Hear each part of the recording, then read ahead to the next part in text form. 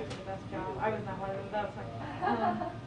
And they had them like try to live act out a crazy scene from like a strange like D-list movie or something. It was very entertaining. But yeah, so they do like fun events and the food is good and it's just like a cool place. Oh, that's so fun. Yeah. Yeah, we drove by that place looks cool. I've been waiting to open for literally like they announced about a decade ago that they were going to open one in DC, and so I've been waiting this whole time, and then when they finally did in December, I lost my mind. Yeah. Oh my God, I haven't been, not yet. You ever want to check it out? Yeah, definitely. That would be great. Because we drove by and I don't know right on that place, and I was like, I wonder if that opened like right before the pandemic. Oh, it literally opened like, I think December 10th. Last month, yeah.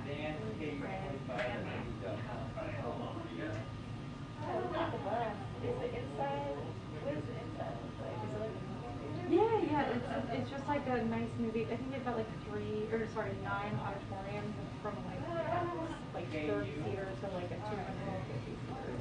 And they have the biggest screen, like IMAX screen aside from the one at the Air Space in the DC area. Okay, I'll definitely check that out. Yeah, maybe Wow, the postal system is hopeful. You've been kind of just sticking around. I'm sorry. It was cold and COVID. Until I got really close. Sorry.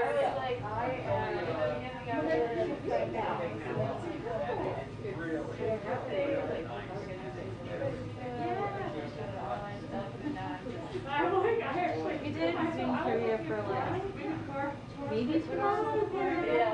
But like the one we were doing, the questions were just so like esoteric. Like no, it was just so specific. Like nobody knows this. And then like one team was getting like every answer right. And we're obviously cheating. Like come on, that's just all the fun of it. I'll bring Zoe stuff. Hi, how are we? Oh, you know, just all the things. my neighbor was so funny because the first year of the pandemic we had like a teddy bear challenge, like put teddy bears in your window for the kids. And like every holiday we're going like all out for like Halloween and Christmas. And here too is made that we do see like bears, like a forgotten bear in the window for their Christmas like that. Oh my gosh. So yeah, it's back. I want to see your flowers in the. Oh yeah, it's my first time reading it. Nice. My friends are obsessed with getting me to read it because I've never seen the movies. What? Because I wanted to read books first. I didn't mean for it to be a thing. But now it's like a whole thing. Yeah. Hello, So sir. we're gonna. How are you? I'm gonna read the books and then we're gonna do a movie. Oh, I love that. That's great. And I tried to read It's the first one. well, no, the second one. The first one is the transition when shared picking cast members. That's like my least And I was like, but this is my oh my god, I feel like I've been reading forever and they're barely out of the Shire. Yeah. Oh, they're still like in forest outside the Shire. I did like 2 tries where I could not get past the birthday party. Yeah.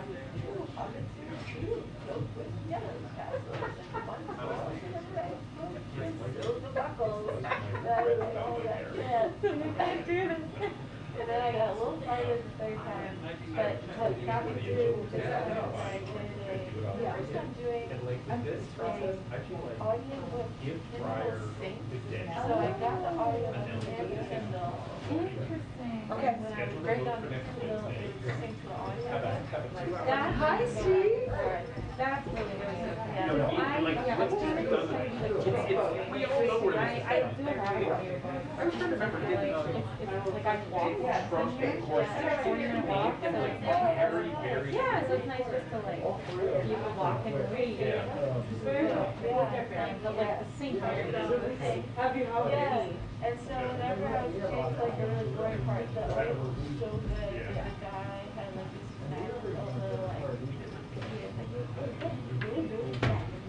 and I was like, okay. And he got me through the doldrums, and then when I was really into it, I would like Oh, but that was Kindle and that's right. yeah, Because make Gordon some was real headway. I was listening to, if my library copy expired, I had to renew it as the Yeah, but so for this, the so stuff, he, but so he did it called January Say 31st. Nothing, and it's like, Which I was- usually, I switch between And fiction that's and why I remember nonfiction. I being usually quick, like because it was 3 fiction a few books, days no, after or 1 nonfiction. But, Right. so it's wasn't like quick a after the nonfiction death, about the because troubles Julian like in obviously Northern died. Ireland. And it's really interesting, but it's kind of locked. It's a while to get through it, and like I said, it expired, so I need to renew it. But the dad was like, the audio, the guy was a really big British accent, and it's just so entertaining. I'm like, I find myself like wanting to copy the way he says things. Yes. Or like so many vowels in one, like, it's so entertaining. Yeah.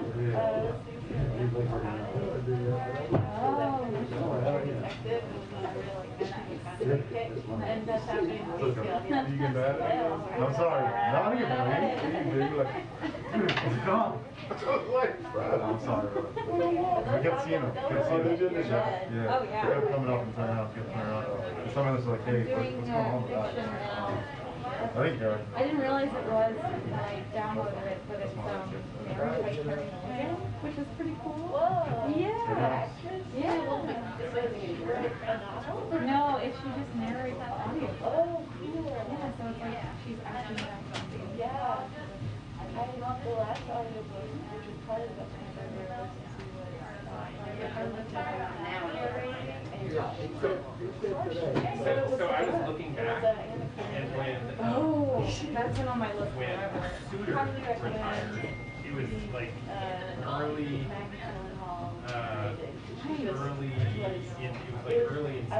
2009. I don't know what it was. And Gibbs was briefing. That's amazing. Okay, I will definitely get it. And That's Obama just walked into the I briefing also room. listened to It was his first time by in the Nora briefing. Ephron. And so he like bumped Gibbs and to the it's side, narrated by and everybody here was like, what? Freaked out. And then, you know, he's like looking around, he's like, this is pretty nice, Robert. It's like change of pace for these actors and actresses to like, you know, just like wearing a sweater and like really Be cozy and like read and like have to like act through their voices. It is. Like it's a different muscle.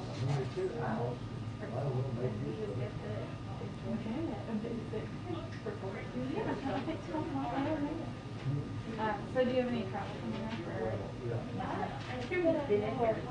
girlfriend and I, we're gonna try to do a bike trip in Portugal. We're gonna that Camino trail, and she wants to do like a week on that, and then Washington, and we're hoping to do a trip out there to explore the Cascades. Out there. What did they do? But other than that,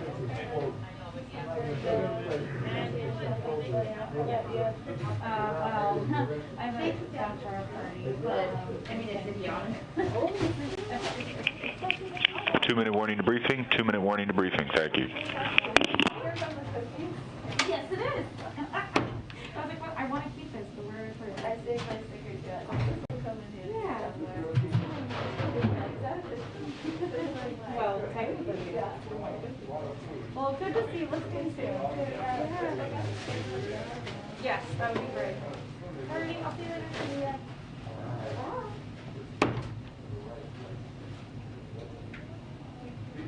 Oh, no. Broke it. Oh, no. Should record. I'll just have to remember. That's right. That's exactly what you did. All right. What about, hey. All right, let's go team. Do that. Now turn it on. Turn it on? See, you know how to turn it on? I mean, okay.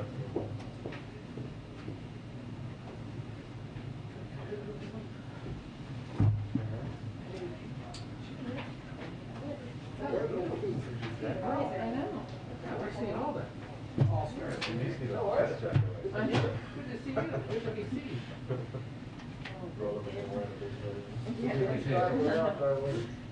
Sir, yes, sir. I know. You're the only person that really know on the post contact. You'll have a new, These are the only seats they call post contact in here. Oh, I know, yeah. I met the company, so this Stay she'll healthy. be on plane? should be on plane. Excellent. I mean, not that it wouldn't have been also excellent if you were on the but. Nice comeback.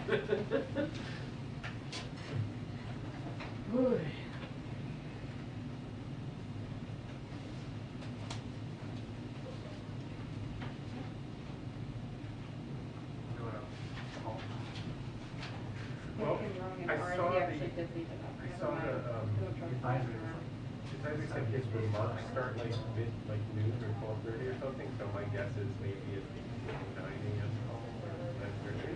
Not bad. Not like today. Did you see today? 2:38. Yeah, for like Paris was like. Yeah, please don't trip. No. Oh, you going to do it? Yeah. That sounds awful. The whole trip is dangerous. I know it is. It's awful. I mean, it's Not to get afraid of the sun. There is no nice hotel to stay in. Well, she spent several hours opening it and just which I'm sure is enough.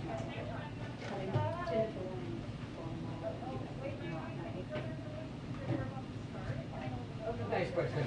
Yeah, I mean, it was honestly, it was fine. I'm sure there is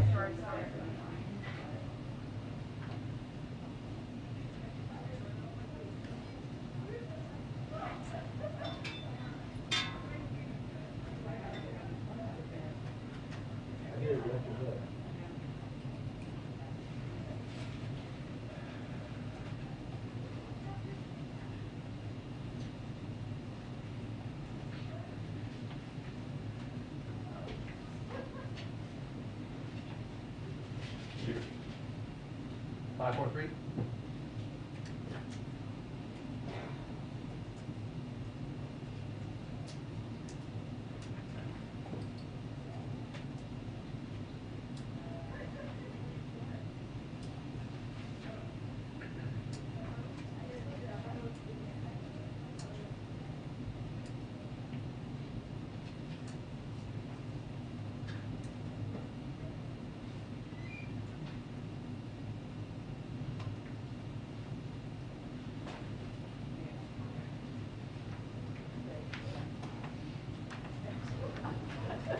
Hi, everyone. Okay, just a couple of items for all of you at the top. This morning, we saw proof of the strength of President Biden's economy, with GDP figures showing our economy grew 5.7% last year. That's the fastest year of economic growth in nearly 4 decades, and the first time in 20 years that we grew faster than China. This is a direct result of the president's economic strategy. We're creating good jobs for Americans, rebuilding our manufacturing, and strengthening our supply chains here at home to help make our companies more competitive. And we're rebuilding an American economy for the 21st century. Companies are investing in new manufacturing lines and factories here in the United States. With recent announcements of Intel in Ohio and GM in Michigan, we're making the future in America again. The president is going to Pittsburgh tomorrow. Some of you, I'm sure, will be joining him on that trip. And he'll be talking about how far we've come in getting our economy moving again, making more right here in America, and ensuring all workers benefit. He'll highlight the 367,000 manufacturing jobs that our economy has created since he took office, and he'll underscore the vital role the federal government can play in bringing workers and businesses together. And the president is going to call in Pittsburgh He's going to visit Pittsburgh. While he's visiting Pittsburgh, he's going to talk about our continued plans to out-innovate, outbuild, and outcompete the world with the sort of competitiveness legislation that he has long championed. Of course, we love charts, as you know here, so this is just a chart to show you all the direction of economic growth, which of course it is moving in the right direction. I also wanted to note that since November 1st, 14.5 million Americans have signed up for quality, affordable health care, including more than 10 million who enrolled through healthcare.gov, the highest numbers ever produced in an open enrollment period. This is in large part thanks to the American Rescue Plan, which did more to lower costs and expand access to health care than any action since the passage of the Affordable Care Act. And everyone has until January 31st to sign up for additional coverage. With that, Darlene, why don't you kick us off? Thank you, Jen. A couple of questions on the Supreme Court now that Justice Breyer's retirement is official. Sure. And one quick foreign policy one. The president just said that he intends to nominate someone by the end of February. We have seen some slippage in past White House deadlines. The Fed nominees was an example recently. So how hard and fast is the end of February deadline the president just set for announcing a nominee? Or do you see a scenario where it could slip into March? Well, the president said he intends to nominate. So that is, it makes clear that this is a priority for him. He will obviously be spending time on it. As I think you heard him say as well, he's already been reviewing bios of potential candidates. That's something that he's been doing since last year. But beyond that, Darlene, I think the president also knows from his long history as former chairman of the Senate Judiciary Committee and as the vice president, when there were 2 Supreme Court nominees confirmed, that you want to pick the right person, and he takes his role seriously, including the importance of the consultation with the Senate. Is there anything you can add on how quickly he would like to see the nominee clear the confirmation process once he names that individual? I'm not here to set deadlines.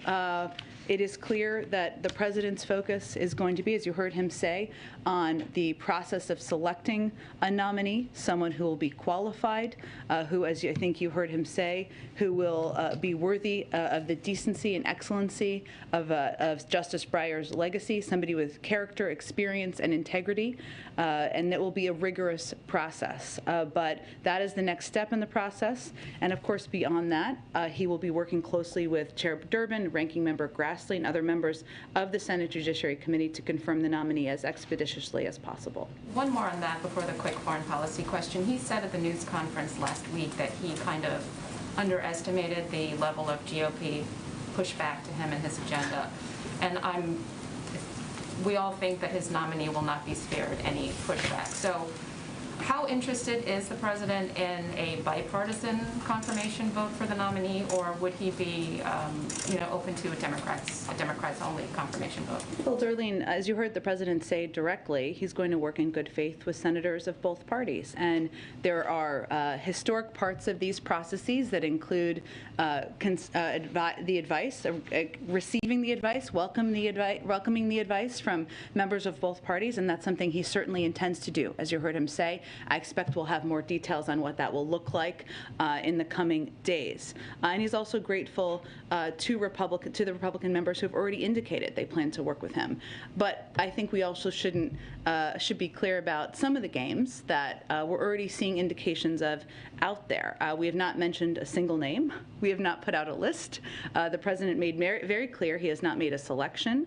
And if anyone is saying they plan to characterize whoever he nominates after thorough consideration with both parties as radical before they know literally anything about who she is, they just obliterated their own credibility. So our intention is to not play games. The president's intention is to consult with members of both parties, and his intention is to nominate a qualified candidate who, after completing a rigorous process, who is worthy of the excellence and decency of Breyer's legacy. And then the foreign policy question is, has the president already spoken with President Zelensky of Ukraine?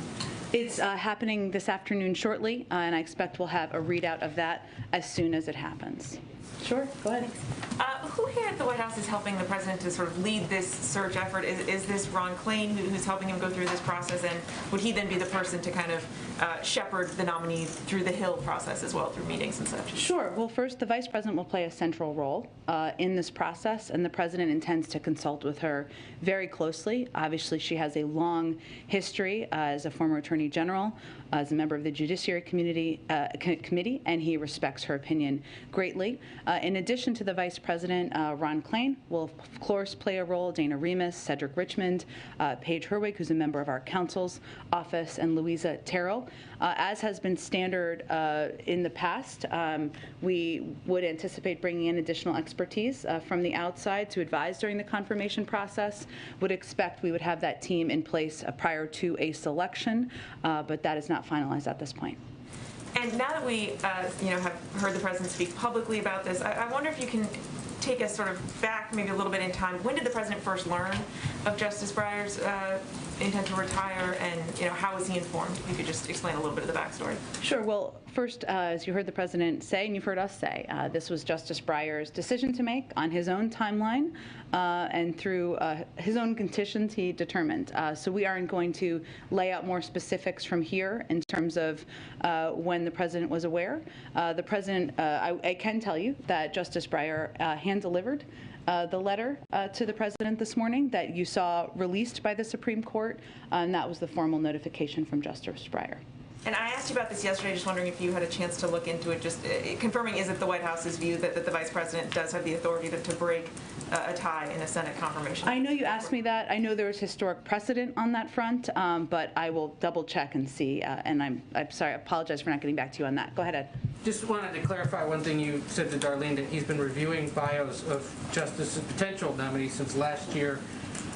I think for those of us who covered the campaign, it may have been since the transition, no? That he's been reviewing bios? Since the campaign, actually. Yeah. Since the spring of 2020, when he said that he was going to get a short list. I'm aware of when he made that comment, of course, but in terms of when he's been reviewing bios as president, since last year. Now, he was inaugurated last year, so, but he did, as Jen just noted, make a commitment on the campaign, which you heard him say he absolutely intends to deliver on, which is to nominate the first African-American woman to the Supreme Court. Ron Klain and Dana Remus have been involved in consulting with the president, preparing bios for him, and that's something he has looked at since last year. We've never had a president who spent 8 years reviewing judicial nominees as a vice president and 36 years reviewing every judicial nominee before the Senate when he was on the Judiciary Committee. What does he bring to this process as now president that other presidents perhaps haven't, given that experience? Well, without comparing to past presidents, what I can tell you he brings to the role is an appreciation for the solemn importance of his responsibility as president and a recognition of the historic role that this process plays, including the importance of selecting somebody who's eminently qualified, which he has every intention of doing, and consulting with Democrats and Republicans in the Senate. He is somebody who, and I think you heard him say this, that is why I think he wanted to convey very clearly that this will be a rigorous process, that he wants to seek a candidate who's worthy of the excellence and decency of Justice Breyer's legacy, that he will meet with potential nominees, he will study their records carefully, and he is going to take all of the advice he can get. So what he brings to it is experience and also a recognition of the solemn importance of the role any president plays in selecting a nominee to serve in a lifetime appointment on the Supreme Court. Go ahead. Jen, can you detail some of the groups that the White House or perhaps the president will be speaking to outside of the White House, or that they have already spoken to this point as he goes through the process of coming up with the best possible candidate for the court? Sure. We will be consulting with a range of groups. Obviously, we just announced the justice's retirement today. I can get you more details on that, I expect, in the coming days as that process commences. Presumably there's been some of those conversations have already taken place, I imagine, in some form, right? So could you take There are certainly what does it look like getting to this place? You knew an opening could exist at some point. Certainly, and as you know, Peter, there are a range of groups that have been preparing for the potential for a vacancy on the Supreme Court. I will just reiterate that the president's view has always been that it is up to the decision of every individual Supreme Court justice to determine when they will resign or when they will retire, and that is how he has asked all of us to conduct ourselves. But there have been a range of groups out there who have been compiling their own lists, especially given the president's commitment to nominating an African-American woman, the first to ever serve on the Supreme Court. And certainly we have been consulting and will continue to consult with them about their views. Let me follow up on the foreign policy question. I know you'll give us a readout at some point, but obviously the president goes into these calls with an expectation of what message he wants to deliver. So what is the president's message to the Ukrainian president today as we witness this continued buildup of troops along the Ukrainian border of Russians? Well, I would view this call as part of regular engagement with the Ukrainian government.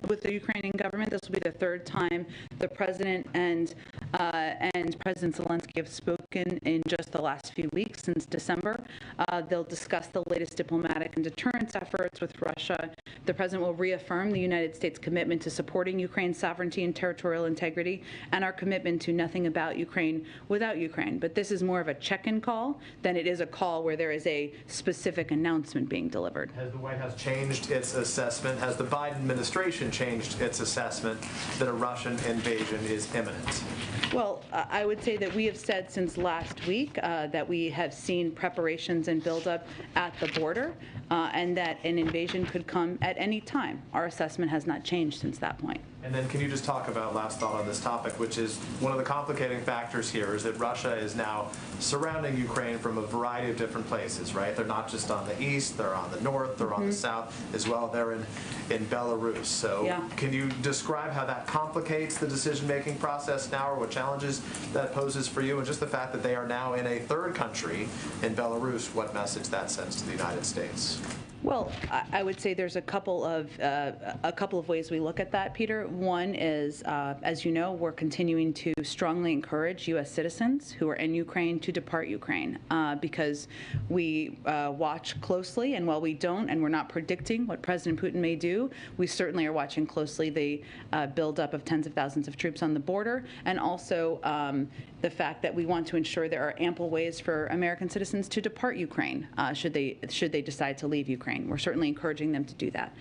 The second impact, I would say, is that we're in close consultation with our European partners about their own security concerns, and certainly in close consultation with them and our NATO allies who are in the region and in surrounding countries about what security needs they have. And that is something they are watching closely. As you know, we announced just a couple of days ago that we have 8,500 troops at the ready as part of a NATO force. That would be a decision made through consultation and the NATO alliance, not by the United States, but certainly they're all watching the buildup and the movements of troops by the Russians. The number remains 8,500, though, for us for today. Correct. Okay. I would point you to the Department of Defense if there's any updates, but not that I am tracking any changes in that front. Go ahead. How soon do you expect to have a short list for the President of the Supreme Court nominees? I expect we will have a short list. How soon? Sorry. I can't give you an exact prediction of that. I will note, Steve, that the president has been reviewing bios, so I'm not going to define what that being the short list, but I will tell you that he has already started reviewing potential candidates. What's your time frame for getting someone confirmed? Would you like to have it done by June, or what are you thinking? As expeditiously as possible, Steve. But the president also notes, and I think this is important because I know there have been a range of calls out there for a timeline. His view, and this goes back to Ed's earlier question, this is a nominating someone to serve in a lifetime appointment on the Supreme Court. We want that to happen as expeditiously as possible, and we will call out games as we see them. But the president's focus is on nominating the right person. He said he intends to do that in February, and then working closely with the chairman and ranking member from there.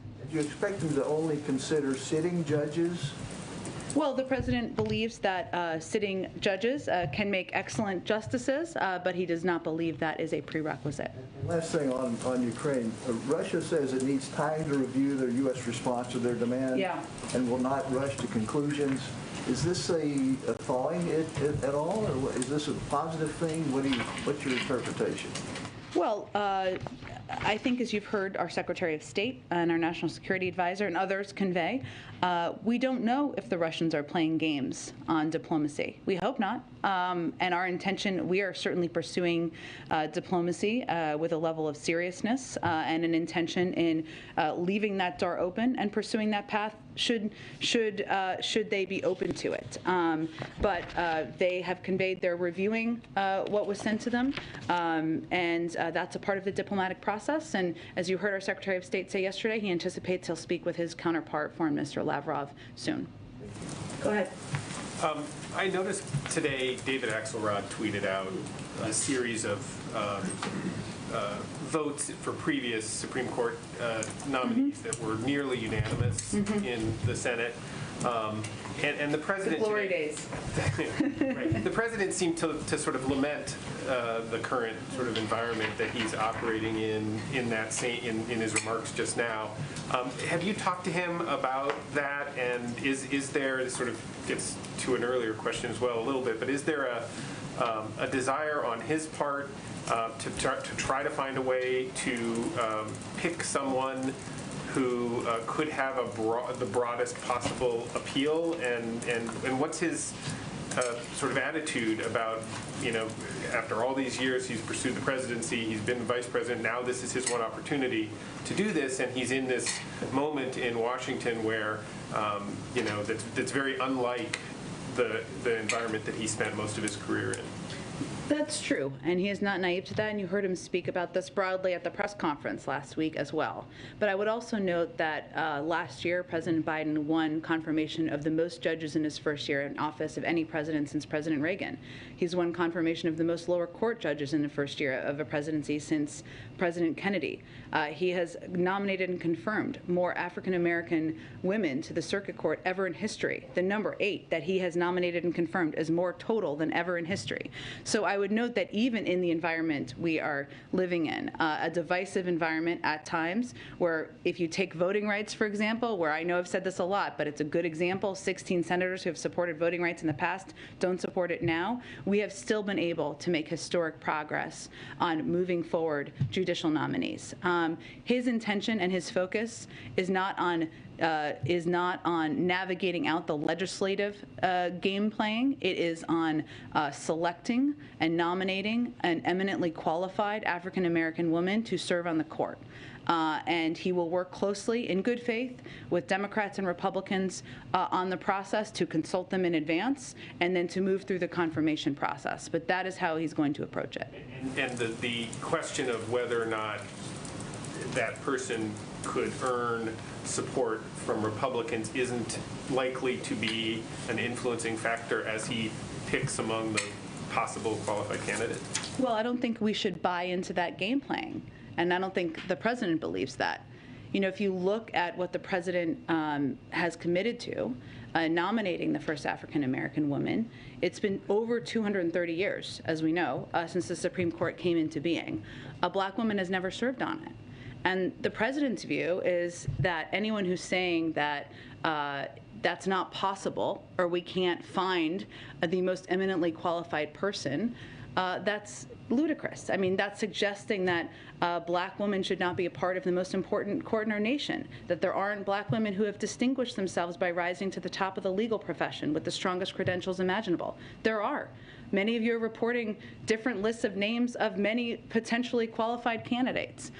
So his focus is going to be on pursuing this process with rigor, with the seriousness that it warrants, and he is hopeful he will have partnership in approaching it from members of the Senate. Go ahead.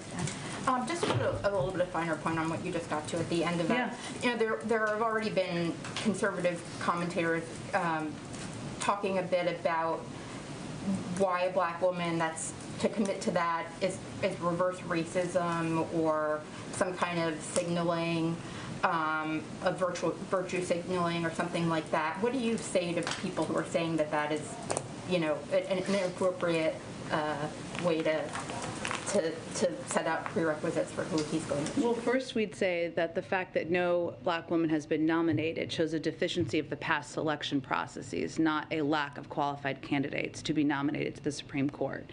I'd also note, I've heard that some conservatives may be fans of President Reagan, former President Reagan, and when he nominated Sandra Day O'Connor, he said, quote, "Judge O'Connor's confirmation symbolizes the richness of opportunity that still abides in America. Opportunity that permits persons of any sex, age, or any race from every section and every walk of life to aspire and achieve in a manner never before even dreamed about in human history." I'd also note, if you look at the president's own record, not only has he nominated the highest number of black women to serve on the circuit court and the appellate court, but he has also nominated across the board the highest level of Ivy League nominees, right? He has nominated a broad sway of extremely qualified, experienced, and credentialed nominees, and done that by also making them incredibly diverse. And so the president's view is that it is long past time to have a black woman on the Supreme Court, and that it, again, reflects challenges or deficiencies in the past processes. You know, there's also the questions that you kind of got at it with the Ivy League degrees point. Is the president thinking about diversity of background? So people who maybe have worked in civil rights work, or who didn't go to Harvard or Yale Law School, or another criterion, is he thinking about their age, and to what extent can you say sort of what ballpark he's looking at there? I can't give you any specifics on the age, but I will tell you this. As a proud state school graduate myself, and the president, as you know, is not a graduate of an Ivy League school. He has also nominated judges from a range of backgrounds. I was trying to give you a sense of how qualified and the extensive credentials of the judges he has nominated to date. But as I noted earlier, I can't remember who asked the question, but he, being a judge in the past, certainly could make a great justice. That's not a prerequisite for him either. So he will look at a broad array of candidates. Can I just ask a foreign policy question? As you prepare for the German chancellor to visit the week after next, does the administration believe Germany should stop blocking Estonia from shipping weapons to Ukraine? And doesn't Germany's position undercut the unity between the U.S. and Europeans that the administration has been talking about so much when it comes to Russia? Well, our view is that unity does not mean identical.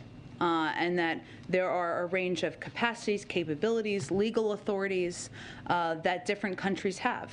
And what is most important is being united against the bellicose rhetoric, the buildup of troops, and the potential of Russia invading a sovereign country, the sovereign country of Ukraine. And we have found Germany to be very much united with us in that effort, as we have found with other European countries. Specifically on the Estonian weapons, do you have anything? Again, there are a range of capacities and capabilities different countries are going to be providing. Germany has provided a range. Other countries have provided a range. What's most important is looking at the totality of how we're all working to help support Ukraine. Go ahead. Two quick questions on the courts. First of all, the president's talking about a rigorous deliberative process. Are you confident that that can happen in the time frame that Senator Schumer is talking about, of about a 1-month confirmation process from start to finish once the announcement is made? That's not a timeline we have set. What our focus is on and the president's focus is on, first, of course, is selecting through a rigorous process a candidate who's eminently qualified, who, again, is worthy of the excellency and dignity and decency of Justice Breyer's legacy. And then the president's intention, even in advance of that, of course, is to work in good faith with leaders and ranking members and chairs of both parties to move this process forward. He wants that process to move forward expeditiously. And he is certainly hopeful that everyone will come to the table in good faith. Oh, okay. Well, I care about childcare. But we are not here to set a timeline from here. Our focus is on, of course, the president nominating a highly qualified nominee, consulting with the Senate, and getting her confirmed. But given that that's the timeline that the Senate Democrats are already talking about, is a 1-month process something the White House is comfortable with? Do you think that could work, or do you think that might rush the process? Again, I think I spoke to what our view is. Go ahead. Thanks, Jen. Can you explain a little bit more, first off, why the end of February deadline that the president said? Why did he commit himself to that? What is it about that timeline that appeals to him and urged him to say? I think he was attempting to give all of you a sense of his process and how much of a priority this is for him to put forward an eminently qualified nominee.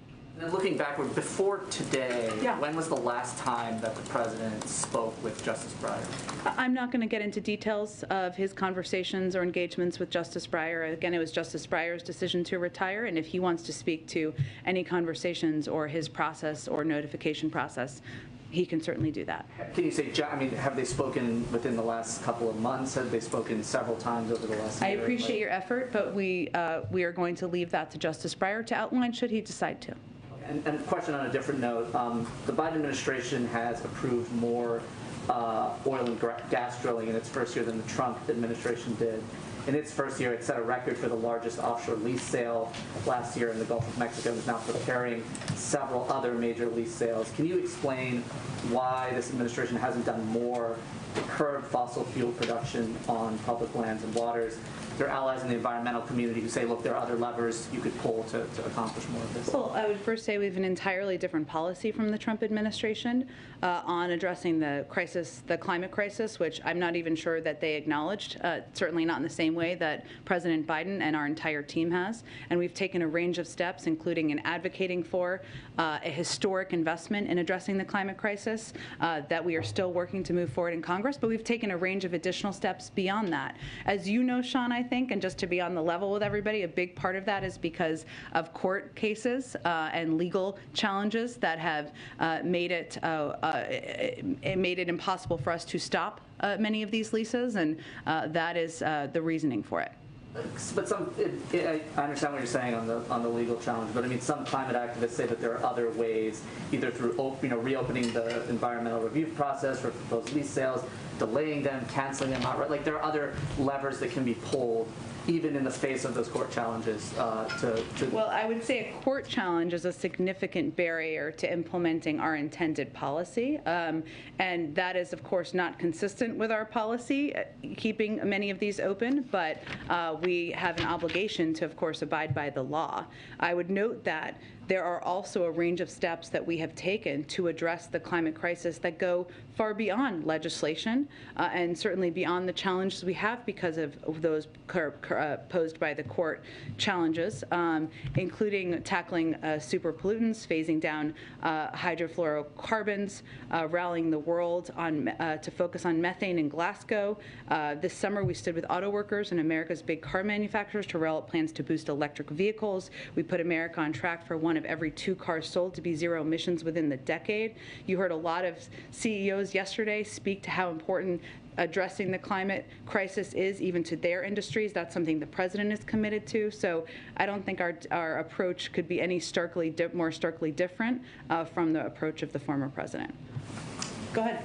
The last count that I saw had the president getting 42 of 81 nominations confirmed, judicial nominations confirmed through the Senate. A lot of them, a good number of them had a close margin in terms of the Senate vote. Yeah. Is the president expecting that same kind of unity within the Democratic caucus with whomever his nominee should be, just given how difficult it's been getting unity on other portions of the agenda? Well, again, the president, as you heard him say, hasn't made a decision. The only decision he's made is to nominate a black woman to the Supreme Court, the first in history, one who is eminently qualified, and that is his intention, and he intends to do that once he concludes a rigorous process. I would note that he has found eminently qualified nominees for judges that have been confirmed. 42, I believe, is the correct number, historic number of diverse nominees to serve in judgeships around the country. And certainly he's hopeful that when he puts that nominee forward, there'll be strong support from a range of senators. And a quick note on student loans. I know you hit a good deal on it yesterday. Is the president worried at all about slapping, millions of student borrowers with their, monthly obligations, of hundreds or thousands of dollars toward their student loan payments, several months ahead of an election cycle, when he's then probably going to turn around to those same college-educated voters and ask them to come out and vote for Democrats in November? Well, I think first, no one has been required to pay a single dime of federal student loans since the president took office. I'm not sure there's another time in history where that has been the case in the first year of a presidency. At the same time, our economy is seeing one of the strongest recoveries in history, and the president has also taken historic steps to provide relief and he's canceled $15 billion of student loans during his first year in office. Obviously, as we get closer to the timeline in May, we will have to make a decision about what's next, and we've obviously been clear on what we're preparing for, but The president's going to make these decisions based on what we're seeing in economic data and what we feel is certainly needed at this time in the country. What would you say to borrowers who look at, the 11, I think the $15 billion number was one you shared yesterday, of debt that he's canceled so far, and they say, he can cancel that debt, why can't he cancel my debt as well, if they're not in the particular groups and classes of borrowers he's canceled for? I would say if Congress sends him a bill to cancel $10,000 in student debt, he'd be happy to sign that into law. Go ahead. I got two today. Lawrence Tribe told Real Clear Politics yesterday that he'd likely stand by his past comments that a vice president can't break a tie to confirm a SCOTUS nominee. I know you said you were going to check on the specifics yesterday, so I was just wondering if there's an update on where the administration stands on this. Oh, Mary just asked that question. It's okay. I'm happy to get back to you if we have a legal analysis from here. Okay. And then on COVID, we've seen an effort from a few other countries to include a push for living a healthier lifestyle as part of its pandemic response. There's been studies indicating efforts like weight loss could help prevent some of the more serious effects of COVID-19. Why isn't the president included a push for healthier lifestyles in his COVID messaging in addition to pushing Americans to get vaccinated? Well, first, we rely on the advice and guidance of our public health officials on how to best protect yourself from hospitalization and death from COVID.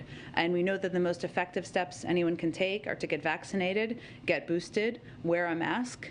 And those are the steps that we're certainly focusing on. If they decide those are steps that are warranted and have a huge impact on outcomes, and they want to share those, we'd certainly echo those, but we really refer to our public health officials and experts. So that hasn't been a advice from the public health officials that the president's been speaking to? Again, we do briefings with our public health officials every week, multiple times a week, and I think what's most important to note is what we know is most effective, which is getting vaccinated, getting boosted, wearing a mask, and those are the components and the steps that we're really focusing our attention on encouraging.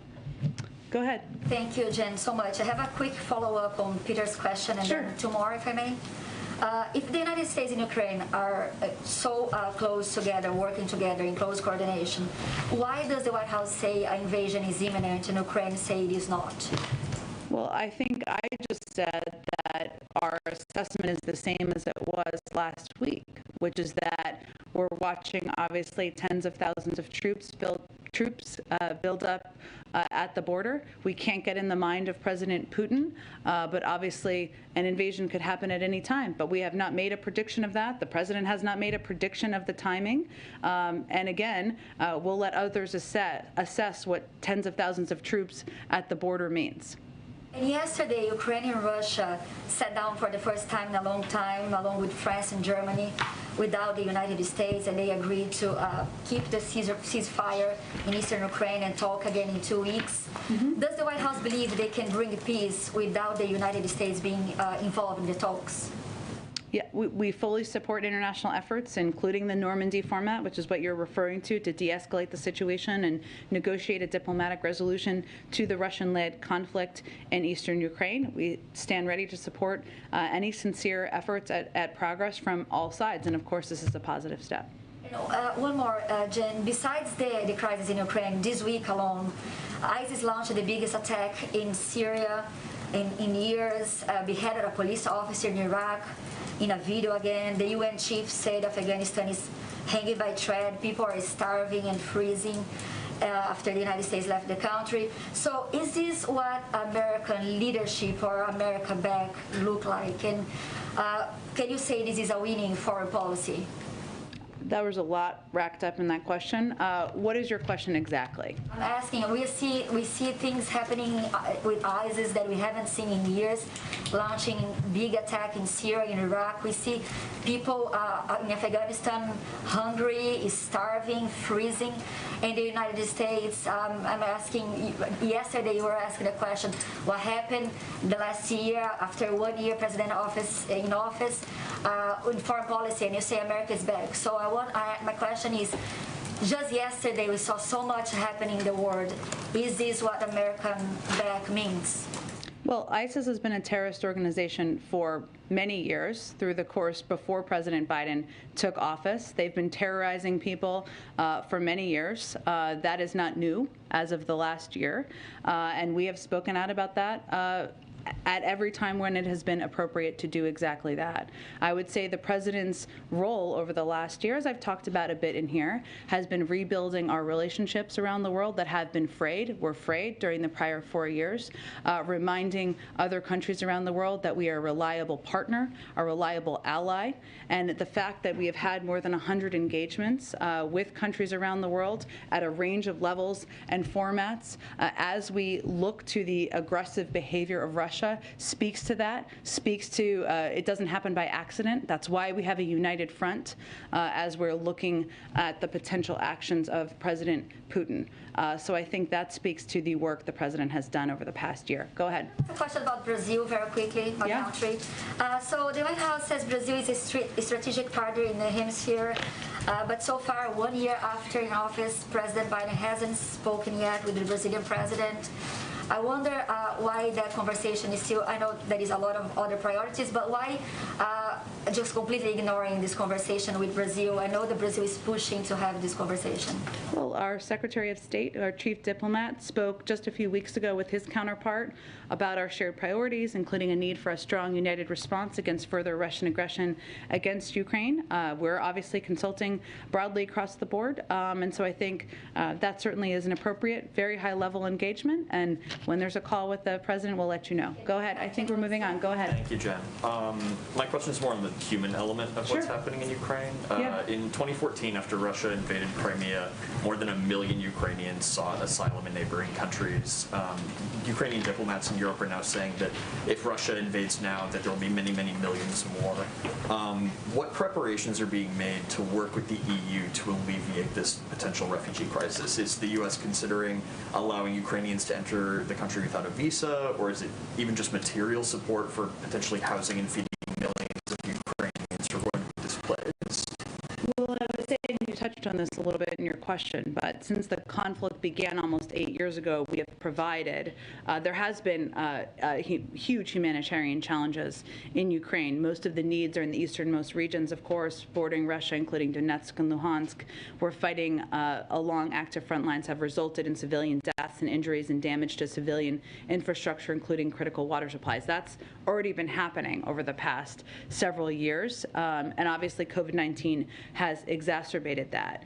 USAID has a disaster expert in the country who's monitoring the situation closely, coordinating with other donors, assessing the evolving humanitarian needs of the Ukrainian people, and liaising with partners to determine what steps may be needed. Now, obviously, if Russia invades, that could create and exacerbate existing humanitarian needs stemming from these years of conflict. And we have, over the course of the last 8 years, provided more than $51 million to vulnerable communities across Ukraine, including nearly $141 million from USAID, food, safe drinking water, shelter, emergency health care, winterization services. And what USAID and our team on the ground will continue to do is assess what the needs are and make decisions accordingly. So I can't predict for you what that will look like. Obviously, our preference would be for a diplomatic path to avoid an invasion, but we have a long history of delivering urgent humanitarian assistance in Ukraine, and we're prepared to do that as needs warrant. More broadly, what lessons did the president learn after the fall of Kabul, which led to its own refugee crisis? What did he, I guess, learn from what at the time was viewed as kind of a fumbled response initially to hundreds of thousands of Afghans seeking to flee the country? As it relates to Ukraine, or just in general? As it could potentially be applied to Ukraine. Well, I would say ending a 20-year war that was failed, where we were spending billions and trillions of dollars every month and every year, is a very different circumstance than what we're looking at here, which is the buildup of Russian troops on a border in Ukraine. This doesn't involve U.S. troops in Ukraine, right? So very different circumstance. I would say what we're applying, I would say, let me take it in a slightly different direction.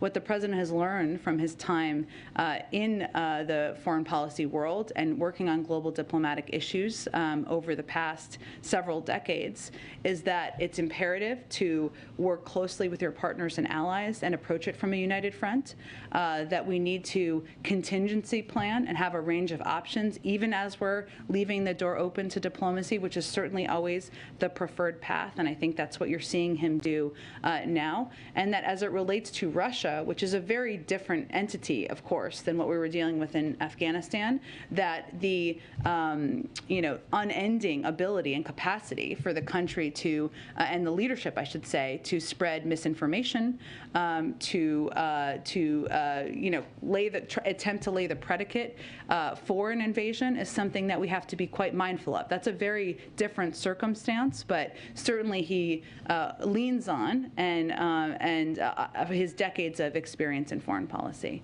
Go ahead. Hi.